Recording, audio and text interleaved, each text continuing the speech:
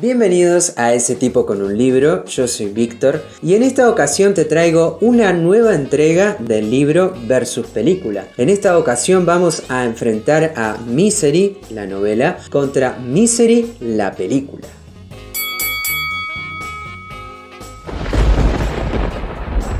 Hablar de Stephen King y sus creaciones es moneda corriente en internet. La mayoría conoce sus creaciones ya sea porque ha visto las películas que adaptan su obra, como Cementerio de Animales, It, entre otras, o porque bien son lectores constantes de cada libro que ha publicado. Sin embargo, hay una novela en particular que tiene muchos secretos, no solamente por cómo fue gestada, sino cómo fue llevada a la pantalla. Ese es el caso de Misery. Pero vamos a ir por partes porque si no me enredo y me voy y después esto se alarga y no termina más. Argumento.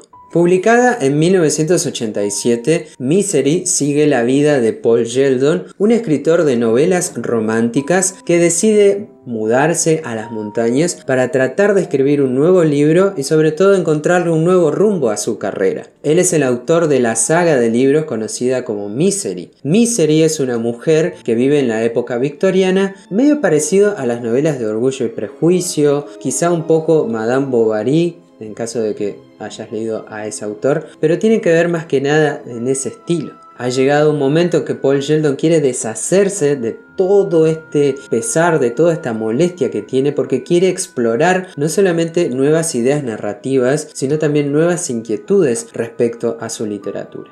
El hijo de Misery es el último libro que piensa escribir respecto a este personaje, porque después, va a tomar una decisión drástica que no solamente le va a afectar al personaje, sino también a él mismo. Por eso cuando se va a las montañas en Colorado, tiene un percance y se cruza con Annie Wilkes, que no solamente lo va a asistir, sino que también le va a contar que es la fanática número 1 de Misery. La película, que fue estrenada en 1990, fue dirigida por Rob Reiner. En el papel principal como Paul Sheldon tenemos a James Caan, a Katie Bates tenemos interpretando a Annie Wilkes, y a pesar de que el elenco es reducido, la película logra, incluso con mucha inmediatez, captar la atención del público en los primeros momentos de la película.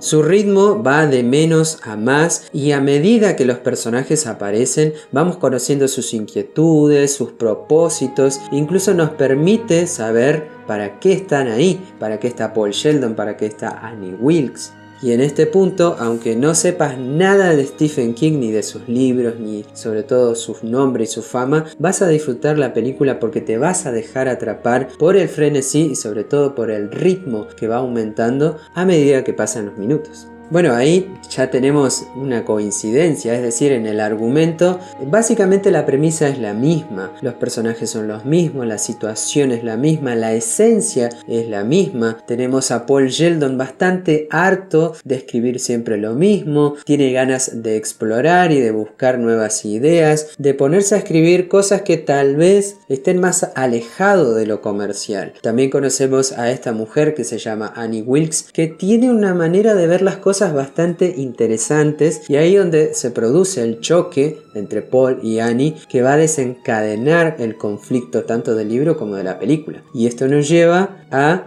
las diferencias. En el libro el tratamiento de la historia es mucho más introspectivo, te diría que incluso más psicológico. Sobre todo por cómo se nos presenta al personaje de Paul Sheldon. Es un tipo bastante angustiado, es un tipo que cree que ha vendido su alma con tal de tener fama, éxito. Esta es una de las cosas que hace Stephen King y lo hace muy bien, que es de tomar personajes que son escritores para tocar no solamente las inquietudes literarias que él tiene, sino para hablar respecto de lo que es el oficio del escritor, los miedos y sobre todo las inseguridades que hay detrás de un escritor de bestsellers. No solamente es una historia tenebrosa, no, para nada, sino que detrás hay todo un desarrollo de personajes que incluso se parece a otros personajes que él ha creado, como por ejemplo Jack Torrance en El Resplandor, Ben Mears en Salem Slot o incluso también Mike Noonan de Un Saco de Huesos. También en el libro King se da el gusto y el placer de hacer referencias culturales, como por ejemplo la muerte de Sherlock Holmes, que ha afectado mucho al público que sigue a este personaje, que incluso obligó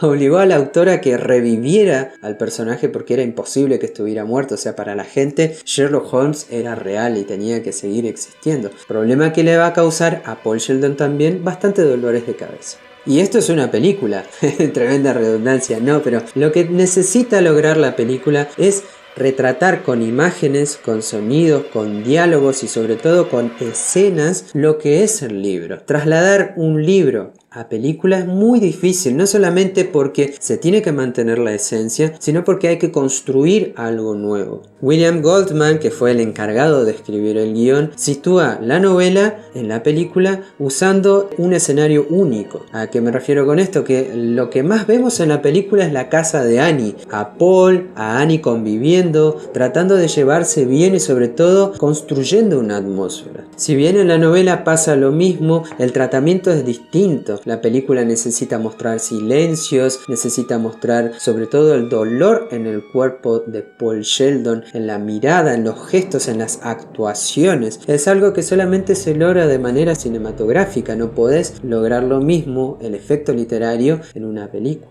Por eso William Goldman se aparta de lo que es el trauma del escritor frustrado o el sufrimiento del artista para contarnos más bien una historia de suspenso, con toques de horror, con toques de humor negro, que si bien tiene la esencia de Stephen King, también tiene su beta original, tiene su pauta única y personal. Porque el Paul Sheldon del libro escribe para vivir y el de la película tiene que escribir para sobrevivir. Similitudes. En ambos casos se muestra lo que puede suceder cuando hay un fanático extremo y sobre todo también nos habla sobre las obsesiones. Para las dos Annies, Misery es una mujer real, no es un personaje ficticio. Por eso la muerte de Misery provoca no solamente malestar y tristeza, sino que es un desgarro, una pérdida realmente importante para estos personajes. Para Paul, en cambio, el del libro y el de la película, Misery es un producto comercial que ni siquiera tiene sombra, es como, ni siquiera es importante para él, es como una maldita perra, incluso lo menciona así, oh, se murió la maldita perra, está muerta, al fin soy libre. Y esto, como dije hace unos minutos atrás, es el nudo del libro y lo que desencadena toda la trama psicológica angustiante y sobre todo triste de Paul en manos de Annie. Es obvio que muchos van a preferir el libro porque el fuerte de King son los personajes, sus traumas, sus miedos, sobre todo sus inquietudes y lo que los mueve a ser como son. A King se le da muy bien describir no solamente a los psicópatas, sino también a las personas que tienen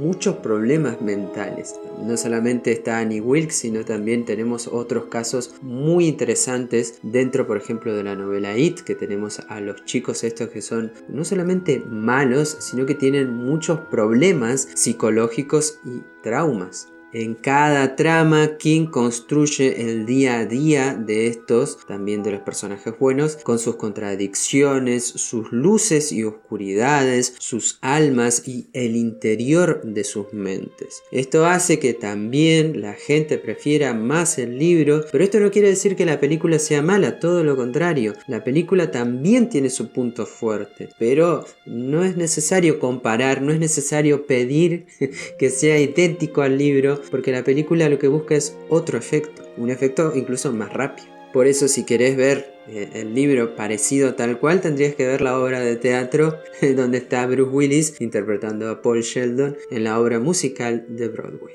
Conclusiones. En cierto momento se dijo que este era uno de los libros más difíciles de adaptar de Stephen King, no solamente por cómo está escrito, sino porque tiene muchos altos y bajos. Por momentos el libro es un completo frenesí y de repente como que se estanca y queda, y hay varios capítulos donde Paul está en la cama y está pensando. Los soliloquios son muy buenos en los libros, pero si se hubiera trasladado a la película, como digo, tal cual, hubiera sido bastante raro. Incluso en el libro tenemos pasajes de lo que Paul está escribiendo en su máquina de escribir, que es la nueva novela de Misery. Si vos hubieras puesto eso en la película, hubiera sido un choque de atmósferas y de ambientes bastante innecesario, porque la película, como dije, plantea otro tipo de escenario y otro tipo de perspectiva. Al libro le funciona porque sí o sí necesita desarrollar toda una trama, necesita extenderse, necesita sobre todo crear una tensión que se va cocinando a fuego lento.